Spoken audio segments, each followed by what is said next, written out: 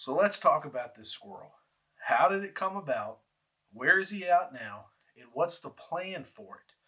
Well, let me answer the last two first. Where I'm at, it is not legal to have a squirrel as a pet. So he is not a pet. He does have a name, but he is just a neighbor at this point, right? A friend. He's a friendly squirrel to me. He lives outside. He's in an open container type deal where you can go in and out as he pleases. I've got some pond straw stuck in there so he can stay good and warm at night. And surprisingly, he does stick around. And we can get to that later as well. But I do feed it, I do water it. But I talked to the Wildlife Commission here. You have to have a license to have a squirrel as a pet. So. And that means like keep them in captivity. But you're free to interact with them outside all you want to, as long as you don't harbor it or claim it as your property. So let's get that off the bat. He is not my property. He is not my pet. He is a friendly, furry neighbor.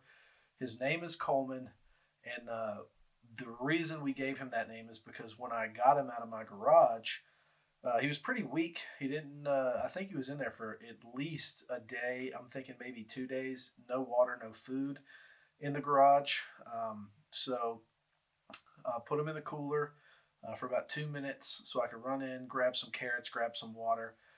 Fed him some corn. He was too weak to eat the corn. His jaws wouldn't clamp down and bite that off. But he started eating the carrots, started drinking a little bit, and once he did that, he perked right up. But he's outside. He is an outside squirrel. He is just like any other squirrel that lives in a tree, except I have a little.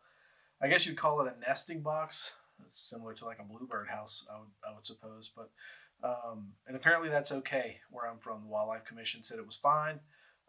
As long as he's outside, he's not caged, he's not contained, he can come and go as he wants. If he hangs around, he hangs around. So we will keep doing these videos as long as Coleman sticks around outside. So, how did he come about?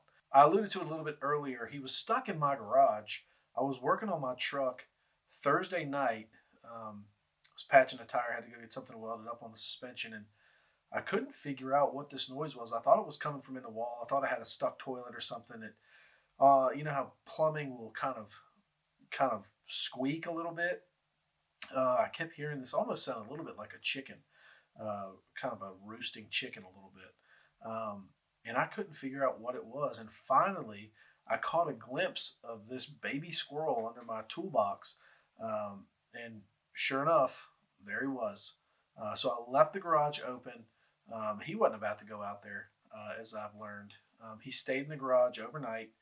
I didn't know this. I go get my truck worked on, come back, and hear something under the stairs. And sure enough, there's this adolescent baby squirrel under the stairs. He was in a place I couldn't grab him.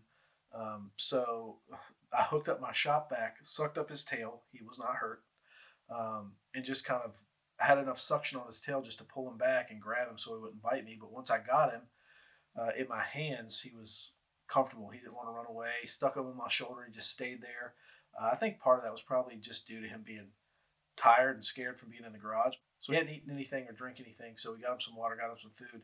And by the next day when we found him again, he was kind of perked back up. But one interesting thing is when he was super cold, I stuck him in my front pocket. That's why I've been hashtagging everything pocket squirrel. And he went to sleep. He just chilled in my pocket. And I kind of had him in my pocket in the garage for probably the better part of an hour. And he was just super friendly, super comfortable with me. And he kind of finds me when I go outside. I find him and he runs back to me. And he's, I think he thinks I'm his mom. So when I was talking to some of the wildlife people here, they said in the spring what happens is the mothers will drop their babies, I would assume because they're getting ready to go in heat and they don't want the baggage of those kids running around while they're trying to find a mate, if you will.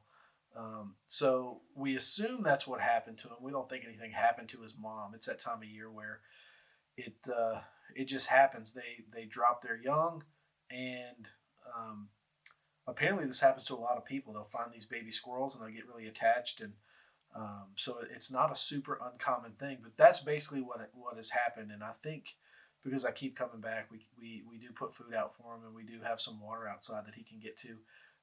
He's just comfortable with me. He's comfortable with my kids. They love it. They think it's awesome that they have a squirrel friend running around. So that is Coleman's origin story. From the name, he got it from a Coleman cooler, to him just kind of sticking around, and how I figured out he liked, hanging out in my front pocket when I'm outside when it's breezy and cool. So we'll see. We'll see how long he sticks around. We'll keep posting updates to this channel. If you're interested in Coleman, like and subscribe. I got a couple funny videos. Posted one of me calling my wife on the phone and telling her to come out. I needed her to look at something, and I held the squirrel up. She was pretty surprised. But yeah, I'll you'll notice I've dropped in a bunch of B-roll of him being stuck in the garage late last week. So hope you enjoyed the video. Stick around. Like I said, like and subscribe for more Coleman content. We will do it as long as you guys watch. We've got some stuff planned. I'm going to make a little squirrel box for him outside so the cats and the whatever else eats squirrels can't get to him. We got a lot of hawks in the neighborhood too, so we want to make sure he's got a place to be outside and be safe. So stay tuned for that. The squirrel house should be coming up fairly quickly. I don't want to hesitate on that. He doesn't need to be living in a Rubbermaid tote with a hole cut in the side of it. So we'll get that going, and we will see you next time.